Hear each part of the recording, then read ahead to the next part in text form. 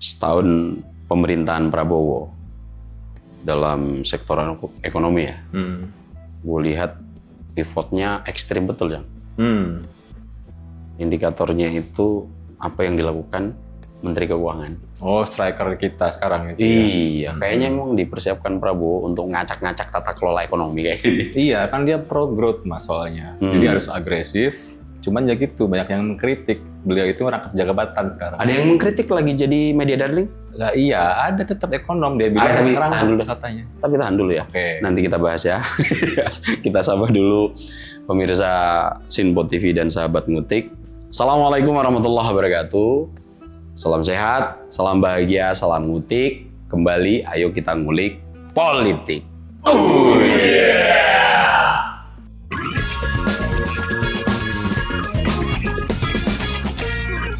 Baik, sahabat ngutik dan pemirsa Sinpo TV, ada yang beda dalam ngutik kali ini.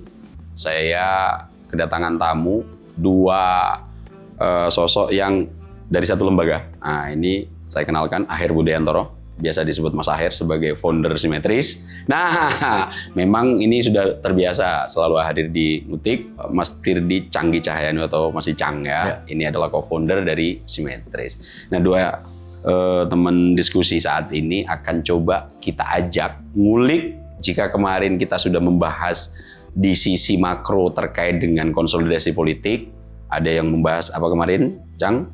Sebagai 1 tahun konsolidasi otoritarian, gitu ya. Nah, itu bisa dicek kembali videonya.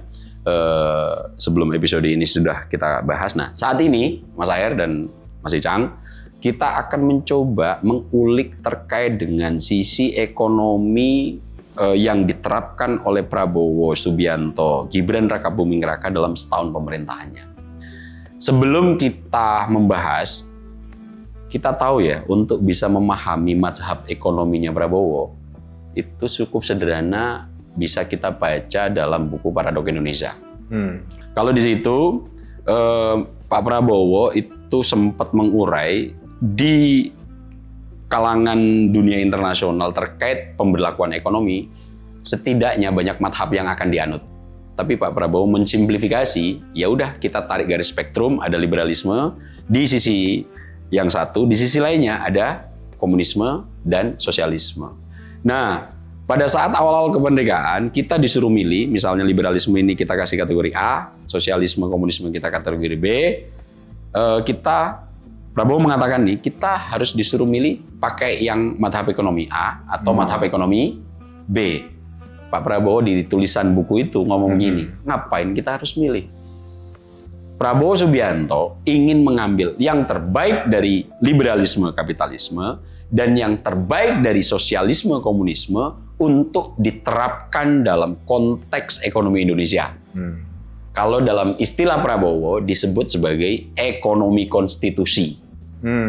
Kalau yang sudah biasa kita kenal sebagai ekonomi Pancasila. Ya. Nah, pertanyaannya, mengambil yang terbaik dari kapitalisme, liberalisme, dan sosialisme, komunisme yang sebagaimana gue ceritakan tadi, Cang, tercermin nggak sih dalam setahun pemerintahan Prabowo Gibran dalam menjalankan kebijakan ekonomi? Oke, untuk menjawab itu gue langsung ini mas, menyitir hasil survei dari Poltreking ya. Apa itu? Ditanyakan kan program Pak Prabowo mana yang paling dirasakan manfaatnya. Oke. Yang menarik adalah dua besarnya itu, yang pertama bisa kita tebak lah. Makan bergizi gratis. MBG. Yang kedua tebak apa mas? Gak tahu gua. BSU mas. Apa itu BSU? Bantuan subsidi upah. Elaborasinya gimana tuh? Ntar dulu. Oke. Nomor 2 kan. Oke. Nomor 3 itu KIS. Oke. KIS itu apa? Kartu Indonesia Sehat. Oke. Yang ketiga itu, tadi ketiga ya. Iya. Yang keempat KIP. KIP Kartu itu apa? Indonesia Pintar. Oke. Yang kelima, 5 besar itu adalah CKG. Kayaknya di beberapa lembaga survei nongol semua itu, Cang. Betul. Tapi yang menarik kan yang pertama MBG lah. Kita udah tahu semua lah ya. Oke. Dengan segala permasalahannya, kontroversinya, ternyata ini jadi top of mind, ya kan? Dan kalau boleh, gua itu coba untuk menelisik ya. Kenapa ini jadi top of mind? Satu, skalanya Mas ya jelas. Berapa sih yang sudah update terakhir? 35 juta. Oh, Cuman kan memang kita tahu banyak problem di situ ya. iya. Termasuk kemarin ada yang keracunan segala macam. Nah, yang kedua adalah ini di akuarium Mas ya.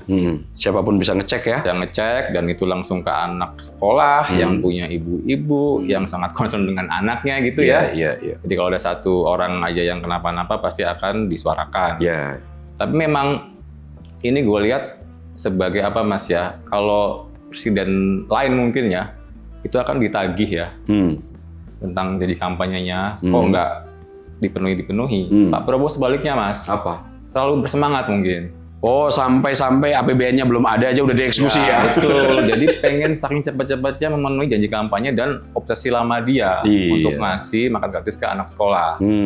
Jadinya memang mungkin tata kelolanya mungkin belum sempurna ya Mas ya. Walaupun gua nggak setuju ya, dinarasikan dengan statistik kecil gitu ya. Oh iya. Tetap aja ini terkait dengan kesehatan ya, Cang? Tetap harusnya zero accidents lah ya, zero defects. Yang kedua ini, BSU itu buat gua agak personal, Mas. Apa? Kenapa lo personal? Karena gua pun tadinya nggak tahu, ataupun dengar tapi nggak ngerti secara detail, gara-gara adik gua dapet. Sebentar, BSU tadi apa? Bantuan subsidi upah, Mas. Oke. Ke sektor-sektor tertentu, termasuk guru juga. Adik gua kan guru, Mas ya. Oh, adik lu guru? Ngajar PAUD.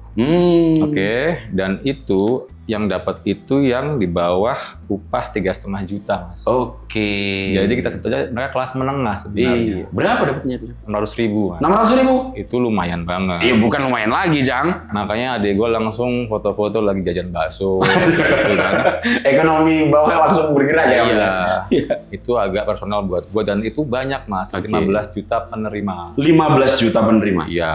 Yang ketiga keempat, memang itu kan KIS KIP program peninggalan lanjutan ya. Yang mana kita tahu lah itu sangat juga dirasakan ya Mas ya oleh kelas menengah bawah. Yang terakhir sama Mas agak personal. Apa itu? Cek kesehatan gratis. Kenapa personal? Ya gue salah satu Mas. Maksudnya lo salah satu yang menggunakan fasilitas sudah menggunakan subsidi itu? Itu kan mulai Februari ya, awal tahun. Itu kan pas kita ulang tahun. Oke. Ya kan, gue menggunakan itu waktu itu di Kebayoran Baru Puskesmas. Ya beneran gratis memang. Memang gratis tuh, Jak? Dan itu ada cek darah lanjutan. Nah di situ gue sempet sih ya mungkin menangkap apa ya denyut nadi masyarakat bawah. Lagi pas nunggu ada seorang bapak-bapak, gue tanya kan, Pak mau cek gratis juga? Ya. Gimana Pak, aman nggak sebelum-sebelumnya? Saya baru pertama kali ini Mas. Pertama kali? Lo juga baru pertama kali ini? Gue udah pernah alhamdulillah, tapi terakhir kali tahun 2 sebelum pandemi mungkin. Oke. Tapi bayar sendiri? Bayar sendiri waktu itu. Lagi ada promo di swasta waktu itu. Relatif mahal nggak, Jang? Lumayan. Angkanya mungkin nggak jauh dari 0,5 jutaan lah ya. Ya. Itu bapak-bapak itu berujar bahwa ini pertama kalinya dia akan periksa gigi. Periksa apa Mas? Jantung itu Mas? Rekam jantung segala macam. Jadi gua rasa memang disinilah apa ya cerminan Mas ya, bahwa kali ini itu setahun ini Pak Prabowo sepertinya memang concern dengan lapisan masyarakat bawah, tapi juga tidak melupakan yang menengah juga. Oh iya. Tadi kan BSU itu termasuk menengah Mas. Kalau kita elaborasi lebih jauh, untuk yang kelas menengah menurut Mas Ahir, di sektor apa aja itu?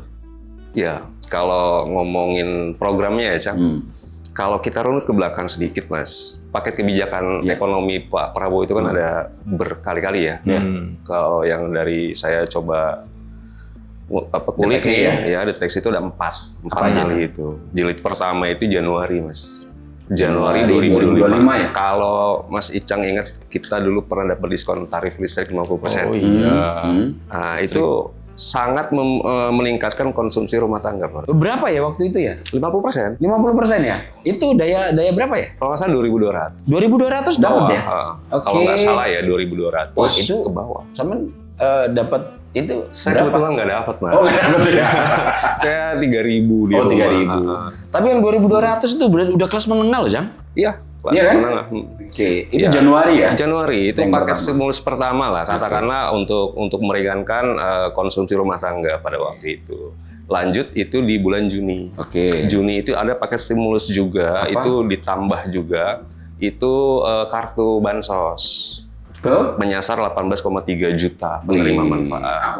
Ada juga kalau untuk kelas menengahnya, Cang, itu ada diskon tarif KRL, Oh iya ya. pesawat, Oh iya, diskon Lebaran. tarif tol. Oh iya, iya, Itu yang iya. dirasakan oleh kelas menengah. Makanya saya tadi sepakat bahwa kebijakan ekonomi sebenarnya ini dirancang untuk bisa setidaknya ya untuk mengakomodir banyak pihak ya, termasuk kelas menengah tadi. Paket yang ketiga ini belum lama, itu September. Oh, kalau itu gue ingat itu. 845. Apa tuh? Saya ingat Nah, itu respon dampak huru-hara. Iya, Iya kan? betul. Sudah pernah kita bahas satu segmen khusus itu. Ada segmen khusus waktu itu Iya, ya. Formula 845, betul? Betul, Oke. 845. Itu juga sebagai bantalan sosial juga yang digulirkan ya. Itu kita nyebutnya stimulus jilid 3 lah. Jilid 4-nya belum lama, Oktober ini. Apa? Penambahan bantuan langsung tunai sementara itu menyasar ke 35,4 juta penerima. BL tuh Kesra ya? Iya. Bantuan Itu langsung KK tunai. berarti ya, Iya, 35 juta keluarga penerima manfaat atau KPM. Bentuknya apa itu, Mas? Bentuknya tunai, 900.000 gitu nilainya. Dibayar Tiap- sekaligus. Tiap bulan ya? Iya, sampai Desember nanti. Oke, Tapi berarti 3 dibayar bulan sekaligus depan. nanti disalurkan lewat Pos Indonesia dan Himbar. Oke. Artinya begini, kalau saya ingin mensimplifikasi arah kebijakan ekonomi di setahun pertama Pak Prabowo ini lebih mengarahkan kepada mendorong daya beli masyarakat. Kenapa? Karena Menurut Anda, yang pertama begini, beban fiskal kita kan banyak ya. Iya. Kalau kita cek ke belakang, ini kan sebenarnya kan di hulu ini kan ada kebijakan dari Pak Presiden waktu itu lewat Inpres nomor 1 tahun 2025. Terkait? Diterbitkan 22 Januari tahun 2005 terkait efisiensi anggaran, belanja KL dan termasuk yang ke daerah yang lama, TKD. yang belum lama ini lagi rame lah, transfer ke daerah. Imbasnya pasti ke situ. Tapi banyak juga yang kita belum bisa memahami arahnya waktu itu kemana ya. Nah, dari itu efisiensi itu ternyata Mas Pak Prabowo itu menyimpan hasil efisiensi itu ya itu tadi untuk bantuan sosial. Kalau begitu, maaf betul. Saya potong sebentar. Agak kurang cocok dengan bahasa efisiensi kalau. Ya, saya memang lebih ke refocusing kayaknya. Iya, karena kalau efisiensi itu kan makna yang kita serap itu seolah-olah ini kita irit kemudian kita simpan. Jam. Iya. Padahal secara fakta kalau gue melihatnya lebih ke arah realokasi, Jam. Refocusing Dan realokasi yang awalnya memang ini waktu itu lebih banyak dipakai untuk rapat di hotel, untuk apa namanya studi banding, ATK itu waktu kalau nggak salah 4 triliun ya. Nah, 44 triliun. Nah, ini kemudian direalokasi untuk yang tadi hasrat untuk menggebu-gebu pemenuhan janji di setahun pertama. Akhirnya terbit apa Mas? Inpres nomor berapa tadi? 1/2025. Oke, silakan lanjut Mas. Tapi ya memang ya ketika Inpres itu terbit itu berdampak langsung ya. Artinya begini, banyak juga pengamat yang kemudian khawatir bahwa ini akan mengurangi konsumsi di masyarakat. Pertumbuhan akan mandek ini kalau kayak gini. Karena apa? Itu tadi ada efisiensi yang biasanya belanja KL, kemudian ya nginap di hotel ketika rapat-rapat, beli konsumsi, beli ATK itu pasti dong akan berimplikasi pada daya beli ekonomi masyarakat saat ya. itu. Nah, 1 menit lagi untuk sampai ringkas disampaikan apa yang harus kita ulas di segmen pertama ini, apa yang ingin sampaikan? Intinya untuk 1 tahun pertama Pak Prabowo ini lebih cenderung ke arah mendorong daya beli masyarakat. Untuk selanjutnya nanti baru mengarah ke produktivitasnya lewat stimulus ekonomi. Sampai melihat rute itu ya? Iya, karena stimulus nanti kan Mas Icang tadi udah menyampaikan ada beberapa ya program-program, termasuk yang magang itu Cang. Oh iya, magang itu nanti juga ada. Kemudian ya beberapa inilah stimulus ekonomi nanti disiapkan untuk mereka yang nanti akan terjun ke dunia kerja itu disiapkan. Nah, ada beberapa stimulus lain. Coba 1 menit lo uraikan lagi, Cang. Apa yang ingin lo urai dari kebijakan-kebijakan yang tercermin dari Prabowo Gibran terkait dengan jalan tengah yang dia pilih seolah-olah ingin ke piramida. Kalau dalam bahasa statistik desil 1, 2, 3 ya, untuk taraf kesejahteraan itu, lo menambahkan di mana, Cang? Yang kalau kita ingat Mas ya, pasca huru-hara itu ada beberapa relaksasi Mas, untuk kelas menengah terutama. Oh iya, apa aja? PPh 21. penambahan sektor kan. Itu di Horeca juga ya. Iya, Horeca. Horeca itu apa? Hotel, restoran, dan kafe, Mas. Iya, itu juga kalau nggak salah udah pernah kita bahas ya. Nah, yang bawah 10 juta itu. Iya. Yang kedua itu adalah penambahan fase untuk PPh final UMKM. Apa bentuknya? 0,5%. Ternyata sampai tahun 2026 diperpanjang sampai 2029. Oke. Itu sangat membantu karena apa? Kan kita tahu lagi lesu ya UMKM. Terus jadi kalau yang omsetnya masih di bawah 4,8 miliar, cuma membayar 0,5% aja, Mas. Oke. Dibandingkan untuk PPh yang normal kan 20%-an, Mas. Jauh, Mas. Terakhir tadi itu masuk ke masih kelas menengah juga. Program magang yang baru kemarin itu batch 1 itu daftarnya sudah selesai, Mas. Oke. Membludak. Itu 150.000 orang itu mendaftar. Itu kuotanya kalau nggak salah 100.000 ya. Pertama batch 1 20.000, nanti next 80.000 Berarti total 100.000. Yes, dan itu yang terlibat kemarin 1.600-an perusahaan, BUMN dan juga swasta juga, Mas. Ini menyiapkan ya para sarjana yang kita tahu di awal tahun itu ada 1 juta orang nganggur sarjana akhir. Dan itu nanti mereka dapat honor UMP ya, kalau nggak salah ya? Setara UMP setempat dan juga BPJS juga, Mas. Nah, terkait itu, pivot yang dilakukan oleh Prabowo Subianto di sektor ekonomi, termasuk bagaimana cara tata pengelolaannya yang ternyata tidak semuanya mulus, bahkan sempat menghadirkan situasi penggerudukan kepala daerah ke Menteri Keuangan. Kita bahas di segmen berikutnya ya. Oleh karena itu, para pemirsa Sinpo TV dan sahabat ngutik sekalian, kita akan kembali nanti di pembahasan terkait pivot kebijakan ekonomi Prabowo di segmen berikutnya. Tetap di Ngutik Ngulik Politik.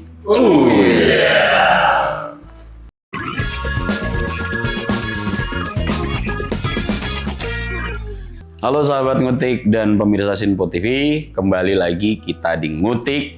Ayo kita ngulik politik. Gua agak kaku Jang ya. Iya, udah lama jadi host soalnya. Ini Neng dia lagi berhalangan nih, jadi makanya gua untuk sementara yang menggantikan. Ya latihan lah jadi host ya. Nah tadi di akhir segmen, lu sempat menukil ya bahwa ada perbedaan pengelolaan di sektor ekonomi terkait dengan upaya Prabowo lebih cenderung untuk ke arah sosialisme ya, atau mengambil yang terbaik dari sosialisme. Tadi lo udah terangkan sama Mas Aher terkait dengan kebijakan-kebijakan memang sangat populis atau pro-populus, sangat pro masyarakat yang jumlahnya paling banyak. Nah terkait ini, yang gue tertarik itu soal teknik dan cara Prabowo untuk mengeksekusi, Jang. Iya. Ini nggak biasa. Kan kita tahu nih ya, selama ini Menteri Keuangan itu dalam mengelola fiskalnya prudent, sangat hati-hati, dan selalu berkoordinasi dengan Menko Ekonomi. Nah, di Pak Prabowo ini agak lain ini, Mas. Karena ternyata sekarang Menteri Keuangan laporannya tidak ke Menko lagi, Mas. Langsung ke Presiden. Langsung ke Presiden ya. Nah, ini dikasih diskresi meskipun gua belum paham nomenklaturnya, Cang ya. Tapi itulah kenapa yang gue dengar Purbaya itu sangat pede melakukan semua kebijakan progresifnya ini karena memang dia mengatakan hanya bertanggung jawab kepada Presiden, tidak lagi harus bertanggung jawab kepada Menteri Koordinator. Nah, terkait pengelolaan yang agak lain ini, Jang, yang dari pergantian Sri Mulyani ke Purbaya, lo melihat secara keseluruhan pivot, kalau kita istilahkan ya, gue meminjam istilah lo tadi sebelum on cam, sejauh mana lo melihatnya? Ya, jadi memang itu yang gue lihat sih, Mas, ada pivot atau belokan tajam ya. Iya. Atau bahasa lainnya itu adalah paradigm shift, pergeseran paradigma. Perubahan arah yang sangat strategis. Betul. Ya kita kalau kontraskan dengan yang sebelumnya, prudent sekali, hati-hati, aman sih. Tapi ya mungkin stagnan. Segitu-gitu aja amannya. Karena banyak program-program yang populis, butuh dana banyak juga, Mas. Akhirnya kan jadi lebih agresif dalam mengelola fiskal, lebih longgar memang, betul. Dan ini juga bukan tanpa kritik juga, Mas. Hmm. Ada beberapa ekonom mengkritisi Pak Purbaya ini itu seolah kayak merangkap jabatan. Oke. Nggak cuma Menkeu tapi juga Gubernur BI juga. Iya. Dan juga OJK juga. Termasuk kayak yang kemarin itu kan yang heboh Sal dipindah itu, Mas. Oke. Jadi memang seolah-olah kayak loh kok ini kan areanya BI harusnya gitu kan. Tapi memang gue lihat memang sepertinya ada semacam titah khusus dari Pak Prabowo kepada Pak Purbaya ini. Selain juga karakter beliau yang memang seperti itu, anak ITB ya, belak-belakan ya kan, agak nggak segan dengan polemik ya. Oke. Jadi memang tapi inilah yang dibutuhkan karena apa, Mas? Pak Prabowo sendiri punya ambisi untuk growth. Di ujung nanti 2029 targetnya itu 8%. Bahkan nih Cang, kalau gua satir, dalam buku Paradok Indonesia, targetnya Prabowo itu 2 digit. Iya, itu kan ambisius sekali, Mas. Sangat. Tapi kita tahu problemnya banyak. Kita juga nggak bisa ngandelin dari domestik aja, Her ya. Itu kalau dihitung oleh ex-Menkeu, Khatib Basri, itu berarti sampai 2029 itu akan membutuhkan at least ya FDI, Foreign Direct Investment, 13.000 triliun. Nah, gue perjelas lagi.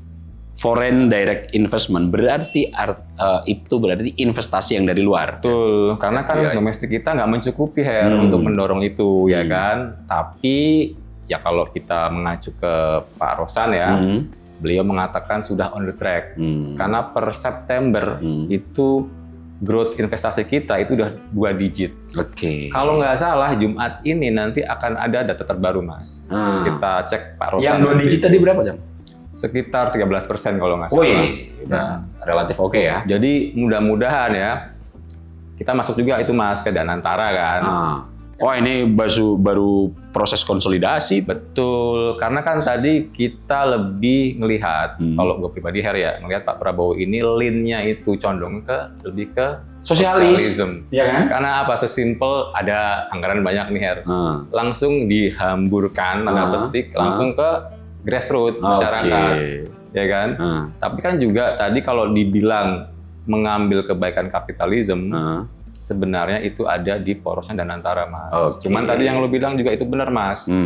Pak Pandu Syahrir, CIO ya, Danantara itu mengatakan kami baru fokus di organisasi dan SDM dulu. Memang belum agresif. Saya juga Pak Pur juga sempat mengkritisi kan. Iya. Soal apa? Penempatan dana di SBN itu. Dibilang apa, Mas, kemarin, Mas? Lu nggak pinter-pinter amat ternyata.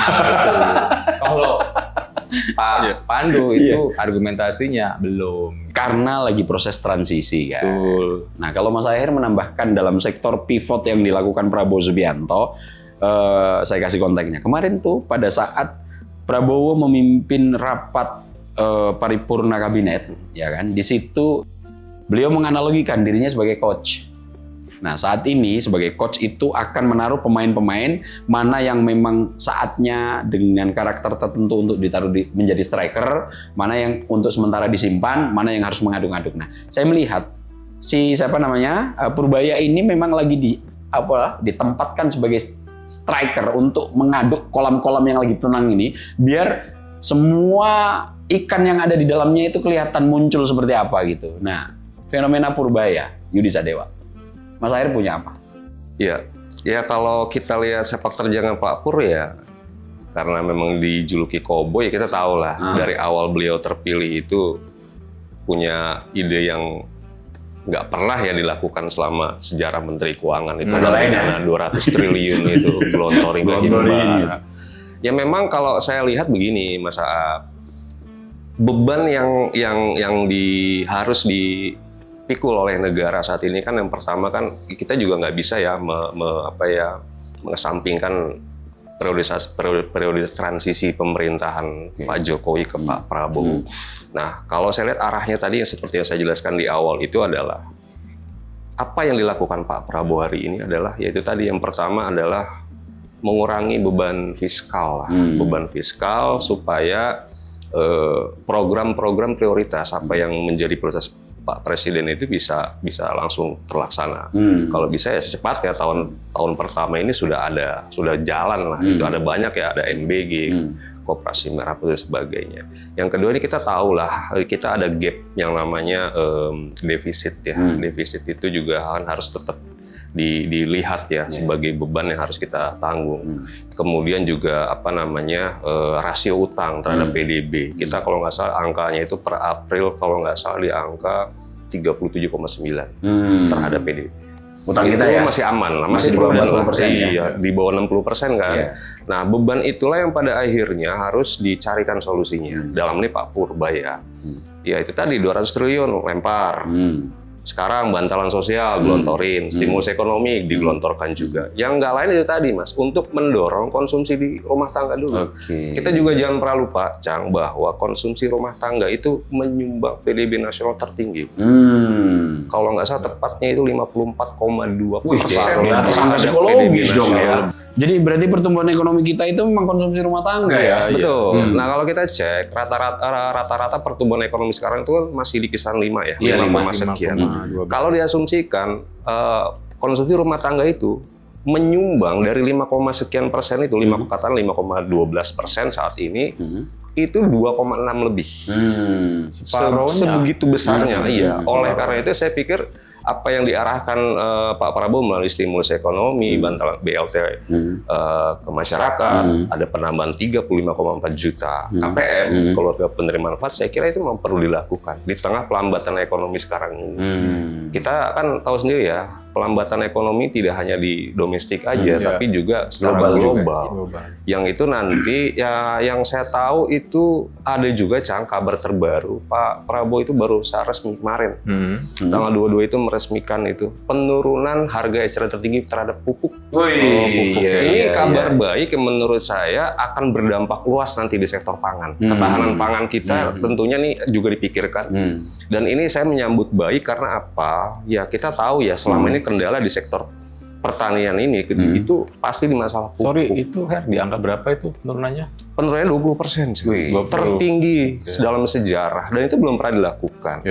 Makanya ketika ini kemarin diresmikan, ya ini akan menimbulkan multiplier effect. Dan itu sejalan dengan penunjukan Menteri Pertanian sekaligus menjabat Bapak Anas tuh.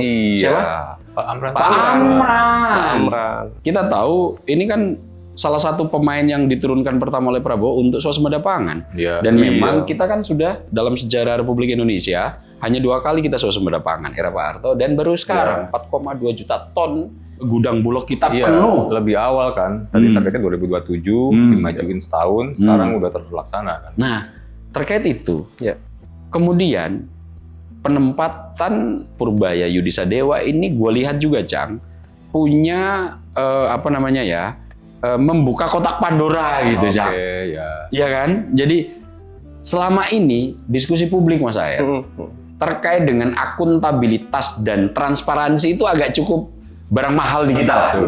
Nah, munculnya si Purbaya ini seolah-olah yang selama ini berada di kotak Pandora keluar semua itu terkait dengan hal-hal yang agak cukup tabu didiskusikan di area publik. Nah, lu lihat ini gimana terkait dengan Purbaya ini, Cang? Ya, ini salah satu highlight juga, Mas ya.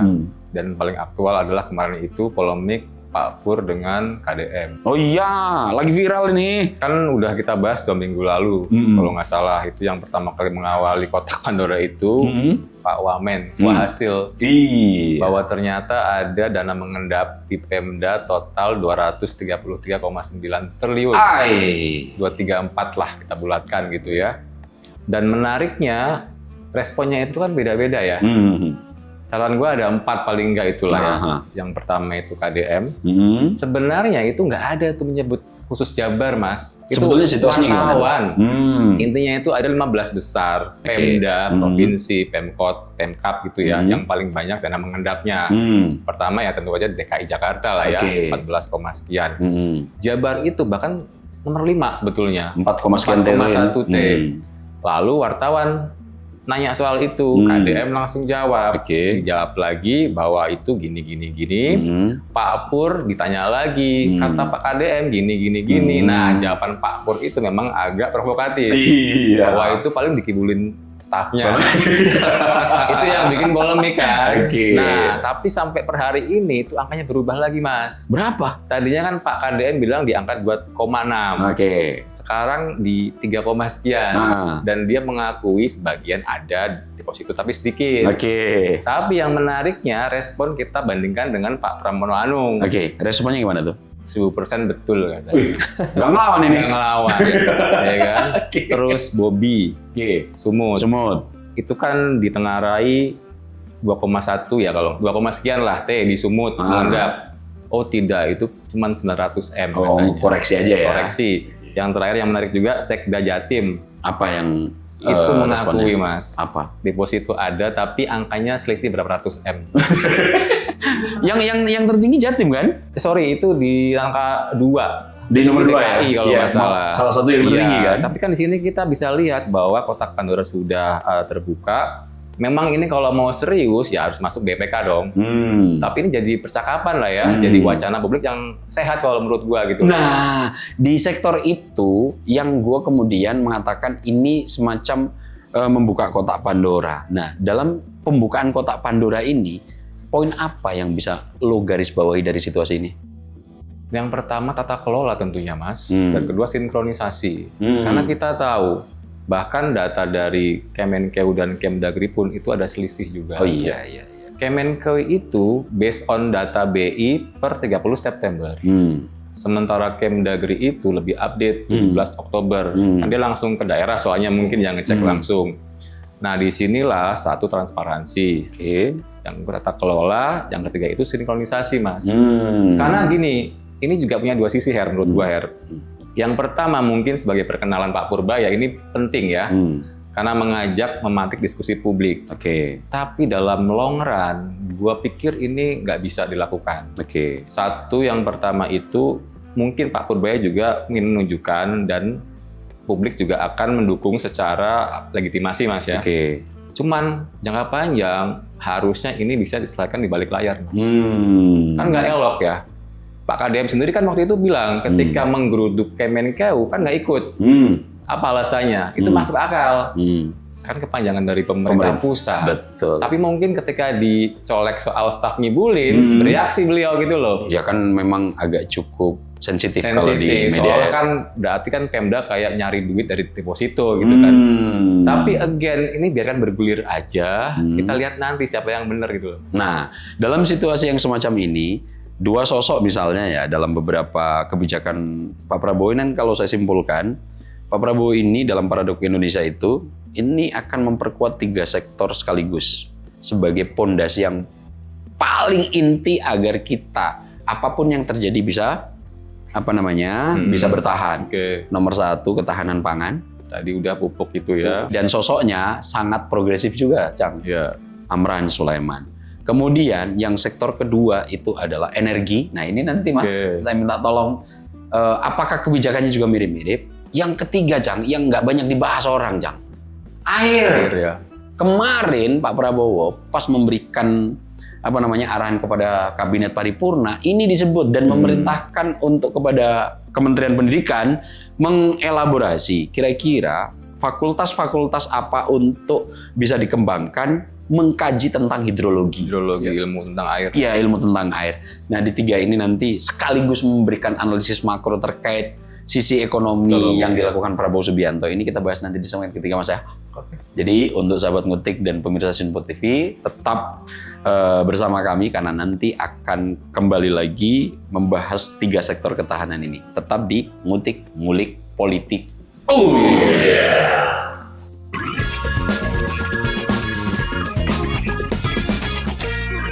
Baik, pemirsa Sinpo TV dan juga sahabat Ngutik sekalian, kembali kita di Ngutik Ngulik Politik.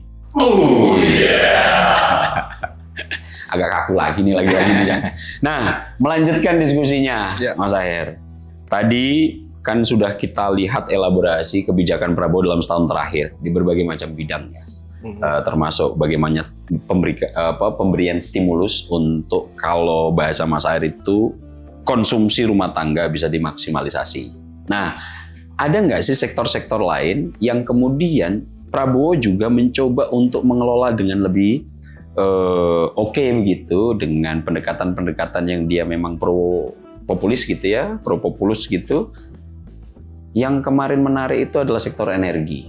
Oke, apa tuh Mas? Nah, kemarin itu kan sempat tuh ya ada silang sengkarut antara Pertamina sebagai salah satu perusahaan yang mengelola energi kita di sektor bahan bakar minyak, yang dimana di situ juga sempat sektor-sektor swasta nggak dapat minyak itu Mas. Nah melihat kebijakan yang ini seperti apa? Sekaligus sebagai konsumen ya. Iya, sebagai konsumen. Mobil semua kan. Kalau saya sementara tahan dulu karena naik angkot umum. Saya ternyata kalau Oke. ya kalau dari sisi ekonomi tadi kan udah ya dijelaskan spesifik tuh sama Mas Icang. Intinya memang arahnya ini adalah meningkatkan konsumsi di masyarakat ya dalam ini sektor konsumsi rumah tangga. Nah, saya coba menelisik lebih jauh variabel-variabel apa yang kira-kira akan berdampak juga terhadap konsumsi rumah tangga, kemudian terhadap inflasi, meski cenderung tuh ini ya relatif kecil lah. Untuk periode Pak Jokowi itu kan rata-ratanya kan masih di kisaran 2%. Sekarang masalah 1, sekian persen. Nah, ada hal menarik yang tadi Mas Aap sampaikan terkait apa? Kelangkaan di kelangkaan ini SPBU di luar Pertamina. Ya, saya juga waktu itu kaget ya melihat ada stok kelangkaan. Saya coba ngulik lah, ini sebenarnya ada apa di sektor ini. Memang ini regulasi yang baru ya. Banyak juga yang mungkin tidak, setidaknya belum memahami ya, peran ESDM itu apa, Kementerian SDM apa, Pertamina itu apa. Pada intinya Kementerian SDM itu kan berfungsinya sebagai regulator. Sementara Pertamina itu sebagai operator. Nah, di sini kan juga ada andil dari SPBU swasta ya dalam ini Vivo, Shell, BP dan sebagainya. Mengalami kelangkaan saat ini, kemudian ada kepanikan karena mau cari kemana-mana sulitnya minta ampun. Bahkan ada kawan saya juga rumah di Bintaro nyari ke BSD nggak ada. Nah, kenapa itu terjadi? Ya, inilah ketika Pak Prabowo dengan semangat untuk Indonesia memiliki ketahanan energi, tentunya ada hal yang memang akan berdampak ya, ada yang dikorbankan. Yang pertama gini Mas, sebelum kebijakan satu pintu, impor satu pintu yang sedang digulirkan melalui Kementerian SDM ini, memang mereka dalam menit SPBU swasta itu memang bisa membeli langsung dari para trader. Sebentar. Langsung. Berarti sebetulnya SPBU di luar Pertamina itu dalam menjual apa namanya BBM-nya itu untuk apa memasukkan BBM-nya ke Indonesia itu langsung beli ke produsennya. Iya, yang langka itu kan kita udah mau penghujung akhir tahun nih. Yang langka itu bukan ini hanya kuota impor tambahan, Mas. Jadi ini kan implikasi dari adanya yaitu tadi Cang isu yang Pertamina itu. Kalau kita lihat kan memang permintaan terhadap BBM di sektor SPBU swasta kan meningkat tuh. Akhirnya mereka sebelum akhir itu udah kehabisan. Gampangnya begitulah. Nah, ini ingin mengajukan kuota tambahan. Tapi kan nggak bisa begitu juga. Ketika memang sudah ditetapkan kita impor sekian, itu juga nggak bisa kemudian kita seperti membeli jagung di pasar. Ini harus ada regulasi yang diatur. Di dalamnya SDM itu mengatur itu. Yang pertama begini, kenapa harus diatur? Kita selama ini sebelum kebijakan satu pintu belum ada kita memiliki semacam apa ya transparansi berapa sih stok BBM nasional kita. Oh, berarti intinya begini, data yang diimpor oleh SPBU ini kita nggak tahu gitu? Yo jelas nggak tahu karena kan mereka impornya itu berdasarkan kebutuhan mereka dalam ini profit oriented. B2B berarti langsung. B2B betul. Ya makanya negara itu harus mengamankan. Tercatat ya. Kalau Mas ingat ya era 2005 waktu itu Pak SBY waktu menjabat ketika lifting minyak tuh naik signifikan sekali apa yang paling terdampak Mas? Konsumsi rumah tangga. Inflasi tinggi. Inflasi 17% tertinggi dalam sejarah. Disitulah awal mula BLT digulirkan waktu itu. Nah Pak Prabowo memitigasi risiko itu di kemudian hari. Kita tahu kondisi global lagi nggak baik-baik aja. Rantai pasok energi kita terancam. Lah ini minyak. Kita nggak mungkin Mas ketergantungan terus-menerus sama bahan bakar fosil itu nggak mungkin. Oleh karena itu harus diatur. Ada konsekuensi harus ditanggung apa? Semacam ketersediaan stoknya, ada semacam jeda pasokan. Transisi lah ya. Ini wajar karena akan mengalami perubahan sistem. Tujuannya jelas, ada 3. Kalau saya sederhanakan, yang pertama negara pada akhirnya memiliki data stok nasional. Oke. Itu untuk memitigasi risiko di kemudian hari. Oke. Itu jelas sekali, karena impact-nya itu besar sekali, Mas. Jangan sampai kejadian 2005 terulang. Yang kedua itu supaya adanya efisiensi dari rantai pasoknya. Yang ketiga, jelas persaingan usaha yang sehat. Tidak ada disparitas harga yang terlalu ekstrim. Oke. Hanya 3 itu. Ya berarti kalau boleh gue simpulkan, Her, itu lebih ke isu ketahanan energi juga. Berarti. Ya, karena itu ketahanan energi menuju transisi itu. Iya, karena kan gue bayangkan begini, sebentar. Oke. Tadi kan gue baru tahu juga, nggak tercatat oleh negara. Nggak. Berarti mereka bisa ngimpor berapapun, bisa menimbun juga dong. Yang berbahaya di situ. Nah, dari sektor ini, kalau kemudian gua simpulkan dan nanti tolong elaborasi lebih jauh, kan ini Pertamina, kemudian SPBU apa namanya, swasta. Ini kan kalau kita tarik spektrum tadi liberalisme dan sosialisme, ternyata Pak Prabowo memang lean-nya ke sosialisme, Cang. Artinya iya kan? Artinya lean-nya kecenderungan totalnya itu ke sosialisme, bahwa yang kayak begini-begini negara harus turut hadir. Tidak boleh tidak dengan tanpa dampaknya. Betul. Jadi kalau misalnya dalam sektor energi ternyata masih linear ya dalam kebijakan secara keseluruhan ya. Bahwa di energi juga Pak Prabowo lebih cenderung untuk bagaimana negara menguasai cabang-cabang produksi yang menyangkut hajat hidup orang banyak sesuai pasal 33 pasal ya. 33. Apa tambahnya, Mas? Nah, ini tadi yang tadi saya sedikit agak yang disinggung Mas Icang soal impor tadi, Cang. Kalau negara ini kan jelas ya tujuannya adalah memastikan konsumsi dalam negeri itu terpenuhi kan begitu ya. Kuota impor itu pasti akan dicek terus-menerus itu. Sementara di swasta, Cang, kalau kita ini kan tahu ya mekanisme pasar seperti apa. Ketika harga minyak dunia naik, swasta apakah pembeli, Mas? Ya enggak dong. Ketika nanti ada kelangkaan, siapa yang dirugikan? Ya kita juga. Masyarakat. Iya. Oleh karena itu negara harus hadir mengatur yang swasta ini juga. Mungkin kalau saya sederhanakan itu. Nah, itulah yang sebetulnya, Cang. Makanya tadi gua sitir buku Paradok Indonesia. Bahwa kapitalisme selain Danantara, pengelolaan minyak kelihatan nih, Cang. Penyerahan pasar sepenuhnya itu nggak bisa diterima oleh Pak Prabowo kan. Meskipun dalam proses awal untuk memulainya, baik itu seperti yang dilakukan Purbaya dalam sektor keuangan yang kata lo merangkap Menteri Keuangan, Gubernur BI, sekaligus OJK, Amran Sulaiman yang harus kemudian memenjarakan satu departemen, Mas ya. Kemudian sektor energi juga lebih pro untuk mengelola energi ini menjadi satu pintu, negara harus hadir. Nah, sekarang sebagai ujung dari diskusi kita, Mas Aher melihat kinerja Prabowo setahun dalam sektor ekonomi secara makro. Berikan coba ringkas dalam waktu 3-4 menit apa yang Mas Aher bisa berikan. Ya, kalau saya melihat ya Pak Prabowo ini bisa dibilang menjawab pertanyaan publik lah, apa yang dibutuhkan masyarakat saat ini ya. Ketika huru-hara Agustus itu, ya Pak Prabowo reaksinya kan nggak yang gimana-gimana ya. Ini kan sekaligus menjawab asumsi publik ya, Pak Prabowo dianggap yang anti kritik. Dengan adanya berbagai program stimulus ini kan jelas kan memberikan dampak yang nanti akan sangat signifikan, Mas. Kan diproyeksikan nih udah naik kalau dihitung per bulan Oktober ini. Pertumbuhan. Makanya nggak heran kalau tahun ini pasti akan ada kenaikan. Trimester ke-4 berarti ya. Iya, optimis lah. Karena apa? Bantalan sosial ini kan jelas, Mas. Konsumsi itu pasti naik. Tadi Mas Icang adanya aja dapat di penengah ya itu. Iya, BSU itu ya. Belum lagi ya ini ada penambahan 30,4 juta KPM. Itu pasti itu akan mendorong konsumsi. Nanti di ujung akan ada stimulus tambahan lagi. Banyak kok, Cang. Nanti kan PPH, DTH itu juga akan ditambah. BLT Kestra katanya ditambah juga ya, Mas ya? Iya, BLT akan dilanjutkan di 2026. Bentuknya apa itu, Mas?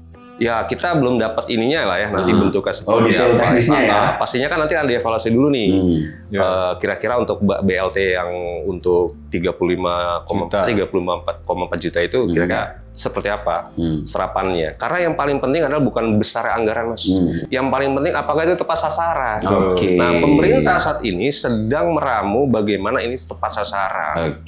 supaya lebih transparan lah. Nah, kalau gue lihat memang ada pivot yang seperti lo katakan itu, Cang, terkait dengan kebijakan ekonomi Prabowo dalam setahun terakhir ya. Jika kita mundur agak beberapa tahun ke belakang, kan dalam pendekatan ekonomi stimulus banyak mendapatkan sedikit kritik ya terkait dengan relaksasi kepada piramida atas. Misal kayak tax amnesty segala macam. Tax amnesty. Nah, di era Prabowo ini, dalam kemarin ulang tahun setahun pemerintahan Prabowo, piramida atas nggak dikasih relaksasi nih. Dia ngomong akan gue kejar kemanapun sampai Antartika. Terus yang kemarin agak simbolik, Cang. Gue lihat ketika sekelas Wilmar Group, yang kejaksaan, CPO, dari 3 perusahaan, 17 triliun akan diambil alih meskipun baru di store 13,5 triliun. Ya. Masih tersisa 4 triliun ya? Dan yang dipajang itu, Mas. Yang dipajang itu cuma 2T katanya. Oh, 2 triliun itu? Bayangkan. Gua nggak pernah melihat tumpukan uang sebanyak itu. Nah, terkait ini, Jang.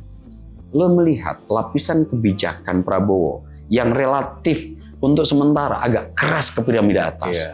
Kemudian relaksasi paling tinggi ke piramida paling bawah, yang desil 1 sampai 4 ya kira-kira. Kemudian BSU yang kemudian mengiris ke kelas menengah ini.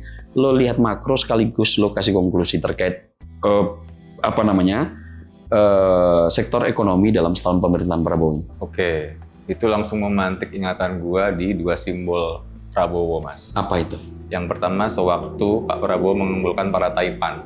2 kali kalau masalah. Ya kan beliau berujar bahwa silakan kalian cari uang sebanyak-banyaknya, tapi inget loh, ada juga yang perlu dibantu gitu kan ya. Ya jangan gitu-gitu amat lah. Iya, kalau di yang kedua itu lebih tegas lagi, menunjuk Serakanomics itu, Mas. Oh iya. Ketika peluncuran Koperasi Merah Putih. Iya. Itu kan beliau menyitir, ya itu kan jantung dari ini kita ya, pasal 33 itu, Mas. Oke. Di situ udah kelihatan bahwa sikap beliau di mana, Mas ya. Oke. Tapi ini, Mas, mungkin biar lebih agak seru nih. Kalau gue sih tadi udah sedikit memaparkan ya soal BSU, terus PPh 21 buat UMKM juga. Kita tahu lah ya, kalau kita melihat indikator makro ya, Mas Ahab ya, itu oke semua memang.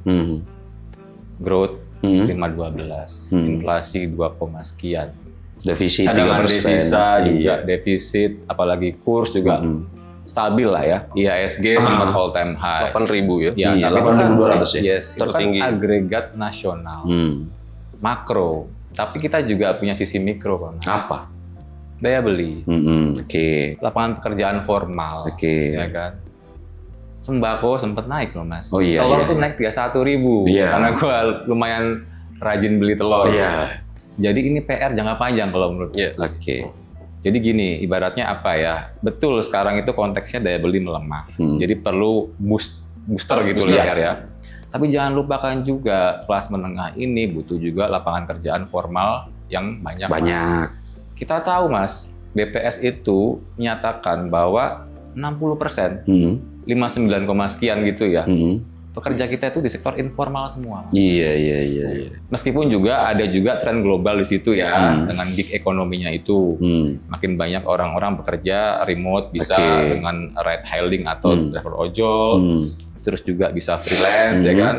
Bisa juga jadi kayak afiliator. Itu juga salah satu faktor teknologi juga ya, tren itu ke sana gig ekonomi. Tapi yang mau gue bilang adalah jangan lupakan juga para kelas menengah. Oke. Karena apa? Kalau kita tahulah ya, kalau kita mau bagi jenjang 4 itu ya, atas, menengah bawah, dan bawah. Atas itu kan mereka imun, kebal.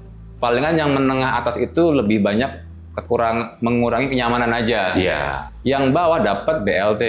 Tapi yang menengah ini, meskipun tadi sudah ya, masih kurang proporsinya menurut gua. Dan paling berisik ya? Paling berisik, jangan lupa. Tambahan sedikit ya, mungkin dalam 1 tahun pertama ini, Cang, apa yang tadi disampaikan Mas Icang itu memang belum sepenuhnya terakomodir ya, untuk periode pertama 1 tahun pertama ini. Mungkin tadi saya sudah sampaikan bahwa di 1 tahun pertama ini kan jelas ya, untuk mendorong daya beli masyarakat menengah ke bawah dulu nih. Itu kemudian stimulus ekonomi juga akan diperluas lagi nantinya, yang nantinya targetnya itu diharapkan dapat menyentuh kelas menengah atas. kan kayak gitu. Jadi kalau saya ibaratkan nih, Cang, ingat pepatah lama Mas? Apa itu? Ya, betul. Lebih baik memberikan kail daripada ikannya. Oke. Nah, Pak Prabowo ini nggak mau salah satunya. Dua-duanya dikasih. Oh, dua-duanya dikasih ya? Paralel Iya, berarti gitu. ikannya Oke. itu adalah bansos BLT tadi, Iya. stimulus ekonominya adalah kailnya. Oke. Nah, kurang lebih analogi itu yang saya anggap itu relevan lah. Dan setahun ini dua-duanya udah dikasih? Ya. Oke. Tapi Ya, karena kita lihat evaluasinya nanti ya, Iya. mudah-mudahan ini tepat sasaran lah, karena Oke. anggarannya besar sekali. ya Anggaran waktunya diskusi sebetulnya ini makin seru, banyak hal yang bisa kita ulik ya. Hanya karena keterbatasan durasi, kita harus mengakhiri. Intinya Pak Prabowo baru 1/5 masa kepemimpinan di pemerintahan 5 tahun. Ya. Kalau 1/5 itu berapa persen berarti itu? 20%. Baru 20%. Artinya Sepanjang. masih 80% lagi waktu Prabowo Subianto untuk menjalankan roda Ya. pemerintahan. Dalam 1 tahun pemerintahan, gue cukup bersyukur Jam. Karena, Mas Aher, perdebatan itu tidak lagi dinamika politik, ya. tidak lagi hanya soal normatif bagaimana koalisi dibangun, Ya. bagaimana satu kekuatan politik berantem dengan kekuatan politik, tapi diskursus kita pada hari ini sudah mengiris langsung ke program-program real. Perdebatan kita masuk kepada area-area yang menjadi persoalan serius bangsa kita. Nah, dalam waktu 1/5 pemerintahan atau 20%, kita berharap 80% sisanya nanti akan terus kita awasi, akan terus kita pantau, dan semoga lebih banyak nanti tidak hanya ikan, tapi kail dalam stimulus-stimulus berikutnya agar fondasi ekonomi kuat menghadapi situasi apapun. Semoga kita makin naik kelas nanti Mas ya. Jangan ngomongin politik mulu. Nah, gitu kan. Tapi kita harus mengakhiri, Mas Aher, Mas Icang, terima kasih kehadirannya dan diskusi asik pada episode kali ini terkait dengan setahun pemerintahan Prabowo di sektor ekonomi.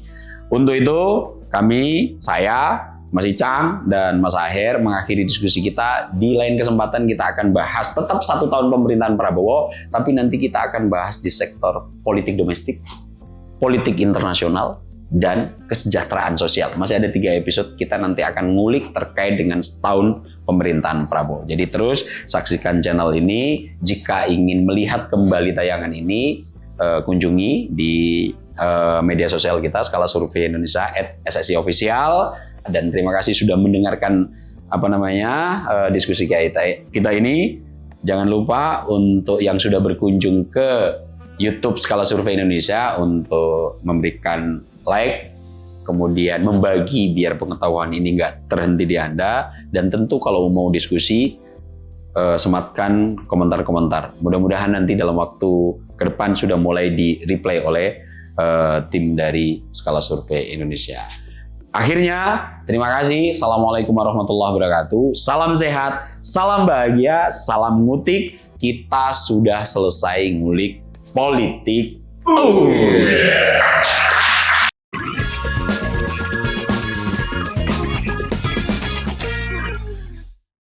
Berkolaborasi dengan. Terima kasih sudah menonton video ini sampai akhir ya. Agar tidak tertinggal video-video kami selanjutnya, yuk jangan lupa tekan tombol subscribe dan nyalakan lonceng notifikasinya. Dan untuk berdiskusi, silahkan tulis pendapatmu di kolom komentar ya.